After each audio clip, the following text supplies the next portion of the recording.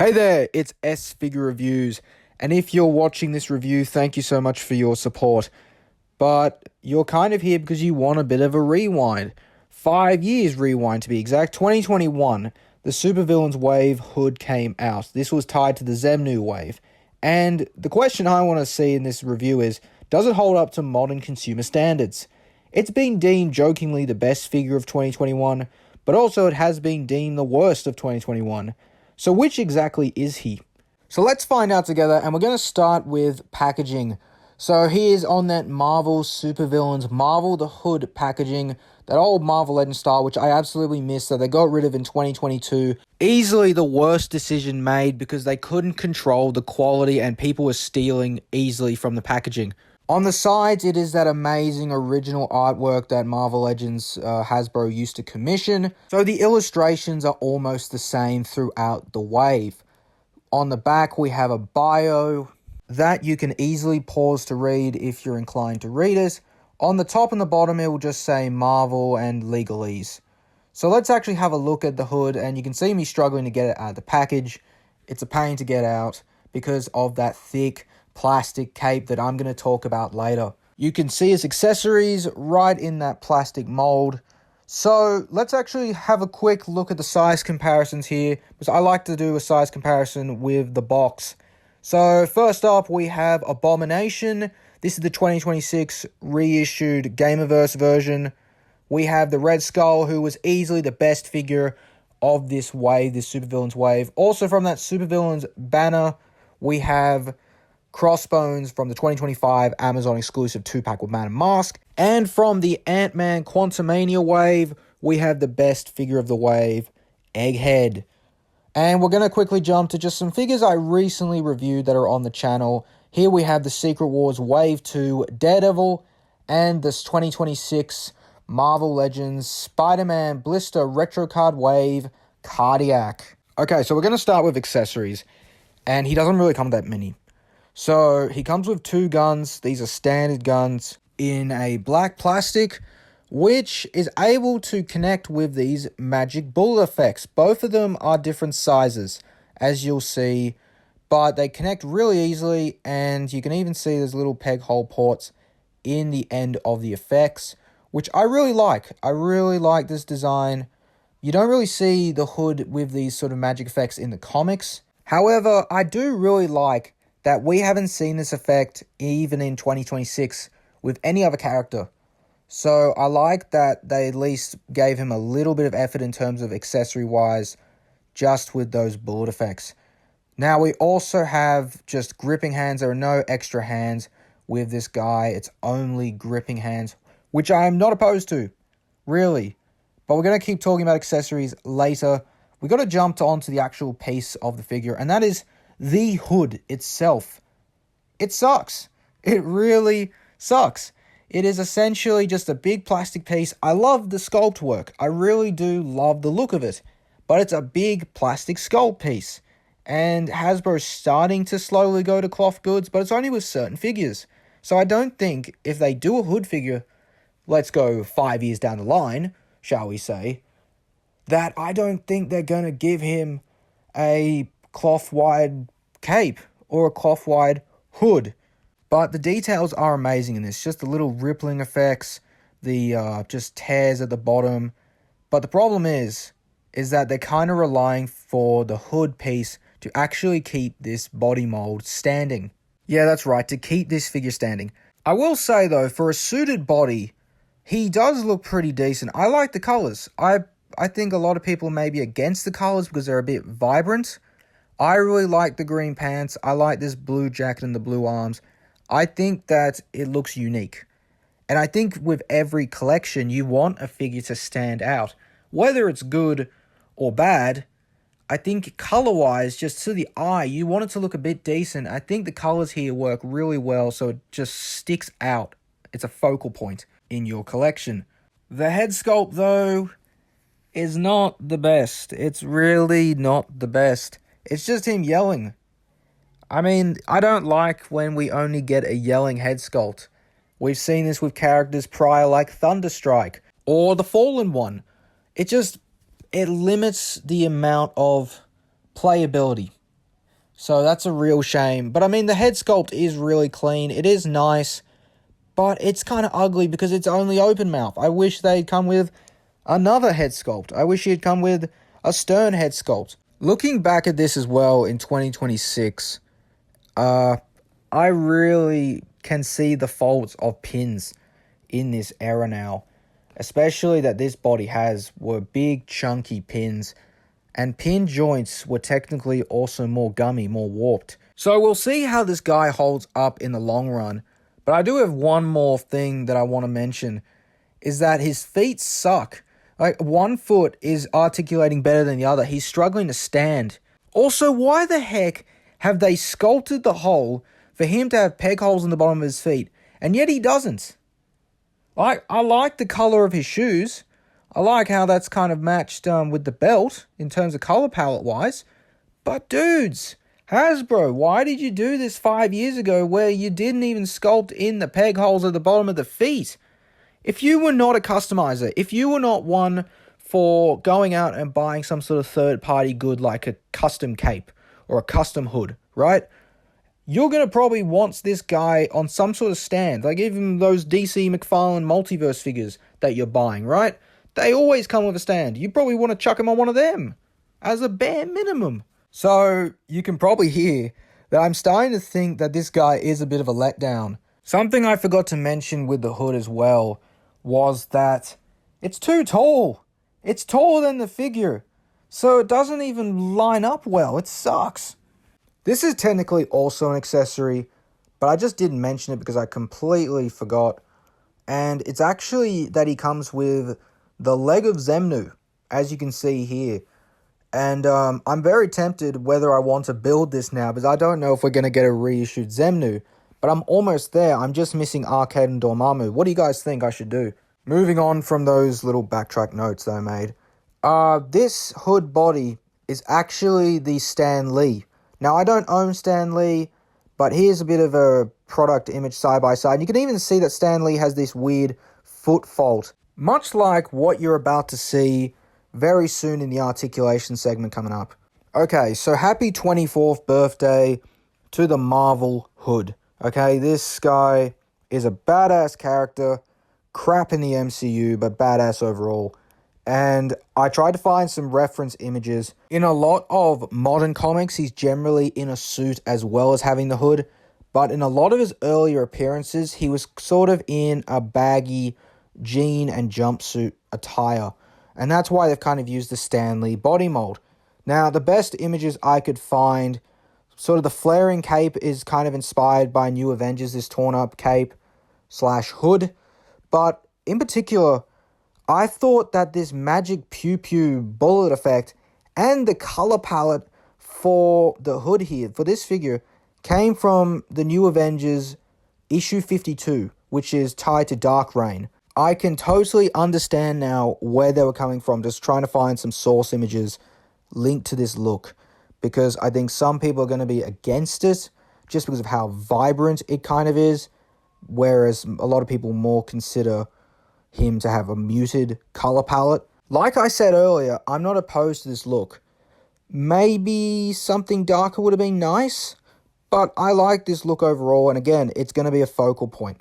If I had to have some criticisms though, just some extra criticisms in terms of accessories, what would have I added? I would have added a smiling head, some sort of cheeky, darkened, grinning head, just that could have actually been wrapped with the hood itself. So he's got the blacked out eyes, he's got that pearly white grin. I would have loved that sort of maniacal head sculpt. Or even if instead of having that open-mouthed, angry head sculpt with just normal eyes, what about go the Eternals Icarus route and give him powered up eyes? And maybe some power effects, even if they were reused at the time, for his hands. I don't care about the trigger fingers, but just some sort of power effects like these orbs you can see in this image here. Or some kind of demonic head sculpt. Basically, I have some images here from New Avengers and Original Sin. Why not one of them? Some sort of monstrous effect to give him a bit of an edge in terms of playability. I mean, sure, everyone likes guns and action figures and effect pieces, But when you've got a head sculpt like that, when you've got a body that's very limited in posability, as you're going to see, it's not as fun as you think it's going to be. There's a reason that there's a term called promotional imagery. Let's look at the articulation, and it's not exactly great. He can look up really well with his head and down really well. He's got some decent tilt in his head. Arms go up both above 90, but they are a bit gummy, so do keep that in mind. He's got an ab crunch going a decent way forward and back. He also has bicep swivel, I should have mentioned that. And both of his hands are on a horizontal joint. Now, in terms of his lower torso, he has a waist cut, full 360 rotation. He has boot cut. He can't really do the splits. He has double jointed legs. He doesn't have a hinge or some sort of movable part to represent maybe socks or some more shoe that's able to move side to side like a lot of figures like Luke Cage and the modern suited pinless bodies can now. But he does have really decent ankle pivot, but he just can't stand properly. It's a struggle. It is time for size comparisons. This guy just stands a little under 6.5 inches. He's definitely going to pair well with that sort of 1/12, 1/11 scale. So here we have, bringing back Secret Wars Wave 2 Daredevil, 2026 Abomination, and Cardiac from the Spider-Man Blister Retro Card Wave. Just some characters, some action figures you can find in the Sfigurereviews channel in the Marvel Legends playlist. Next up, for some street level foes, in particular some Daredevil villains. For a larger size comparison, I have here the Kingpin from the Spider-Man Blister Card Wave. I have here, again, Daredevil. I have the Owl from the 2026 Marvel Legends Spider-Man Blister Retro Card Wave, aka another Daredevil villain. And I also have here Nick Fury. Technically, he's a custom Nick Fury, but he is the Matt Murdock Spider-Man No Way Home suited body. And so I decided to also test out the Hood's head and the Hood itself on this suited body, and the results look amazing. I love it. The Hood in a lot of modern comics, in particular Hawkeye Freefall, which was a 6-issue miniseries. The Hood was in a suit, and he was the main antagonist, apart from Bullseye, to Hawkeye in the series. I gotta say, it looks awesome. If I was to find a figure like that sort of pinless body again for dirt cheap, I would grab it in an instant just to put the Hood on this. Right? Switch out the hands. I didn't do it in this case just because I was testing it out. However, I really do love this look. Sometimes simple design is a perfect design. So we're going to go now to street level heroes. And I have here for a standard female Marvel Legends body, we have Spider-Woman. I've also still got here Daredevil from Secret Wars Wave 2. And I have for my personal Punisher, the Punisher Kill Crew version from the War of the Realms storyline, which this is the one who came with the motorbike. For some more Marvel Legends and sort of mystic characters, for the mystic characters, we have here the Retro Card, Blister Card, West Coast Avengers style Scarlet Witch. We have the Spider-Man, No Way Home, Armadillo Wave, Doctor Strange, who is going to be one of our MCU figure comparisons, along with on the far right, Stealth Suit Spider-Man from Spider-Man Far From Home, aka the Night Monkey. And for your standard Marvel Legends body mold, we have the legendary classic Star-Lord on the Vulcan body. For your other company and IP figurine lineup, we're going to start with DC. We have the McFarlane Collector Edition DC Multiverse Captain Carrot on the far left. We have the DC Collectibles DC Direct New 52 Deadshot, which I still love. It holds up so well. And we have the Mattel DC Multiverse Killer Croc Wave Rebirth KG Beast, the last villain that the DC Multiverse Mattel line released as a standard. Can you kind of notice a theme now? I kind of decided to just go with red characters. I don't know why. I just kept thinking about the Hood. So here we also have the Blockies Elmo on the far right. On the far left, we have Knuckles the Echidna from Jack Specific. And for my favorite Jada Toys figure, I don't know many, but my favorite Jada Toys figure, Street Fighter M. Bison. Okay, back to Marvel Legends. Here we have AIM, Science Supreme, Red Skull, and Lady Deathstrike. Why do I have them? Because they're the other figures in the wave, as you can see on the packaging of this guy.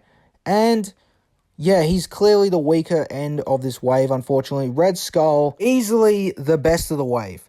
Hands down, he started a body mold which has got really decent articulation that a lot of other figures are now on. Lady Deathstrike, thinking about it now, is my second favorite from the wave. I was thinking it was Aim Sign Supreme because he's the second one I wanted the most, and I finally got Lady Deathstrike this year as well, and she is an absolute banger of figure, easily the second best of the wave, and I would probably then put the Hood at maybe third last or dead last. Finally, here is a teaser for the next upcoming review. Here we have on the Vulcan body, classic Ghost Rider 2026 motorbike release. Good old Johnny Blaze is back in the Marvel Legends line. So, while I've been recording this and while I've been editing this review, I decided to kind of show off an altered version of the Hood. So, what I did was I actually trimmed down the feet a little bit. I actually dug into the feet a little bit with some custom help from some reviewers who had some tips on how to cut down some suited body legs and some other bits. And it's definitely made a difference. He's able to stand. It does look a little chopped up, but from a distance, which I'm probably going to have him at, he looks perfectly fine. And on top of that, I altered the cape piece. Yeah, I was struggling to find online a way to buy the Hood itself. I didn't want to pay a hell of a lot if I didn't pay a hell of a lot for him. So I decided to actually cut away some of the Hood itself. And also try and redo some of those intricate torn details that this Hood had, while also trying to get it to be on par with the figure, so it's not weighing him down, or that the figure isn't now relying on the cape/Hood to stand. I think I did a really decent job of it. But where there's good, there is also bad. So what is my final review on the Marvel Legends 2021 Supervillains Wave, Xemnu Wave The Hood? It's a 4 out of 10. And that's me being generous. I don't know if I go maybe lower than a 3. The body, if you are not one for doing customization, if you're not one for maybe going in to fix your figures when there's a little bit of a problem, then you're not going to like this guy because he has problems, especially in the legs. And the Hood piece is too long, which means you're not going to like it, and you're probably going to not really go and buy a custom piece. I struggled to go find a custom piece. I couldn't find one. So I decided to just go at it myself, and I think I did a really decent job. Sure, it's still a plastic cape, and I really do love the look of plastic capes, because they're going to actually last much longer than a soft goods, though a soft goods cloth piece is better. It looks better on a figure. It makes it more realistic. But I did not spend that much on this guy, and I don't plan on spending much more. So for that, really, I love the colors. I really do love the colors. I love the cape piece and just the details. But it sucks. He sucks. The Stan Lee body was not great. Okay, it was a commemorative figure. I don't think many people are going to buy it. It goes for a decent amount of money on the aftermarket because it's Stan Lee. But still, this body, it should have been pinless. They were testing out pinless figures. That Punisher, for example, that I just showed you, his arms are pinless. Right, that's 2020. They were starting to experiment with pinless joints on comic figures. The accessories are decent. I don't mind he's only got trigger finger hands. Alright, I usually picture the Hood with the guns. So I like those simple black guns. I love the sculpt of them. They're really nice. They work with any character. I love those unique magic pew-pew bullet effects that you can kind of see are from New Avengers. It's another villain to add to your rogue's arsenal.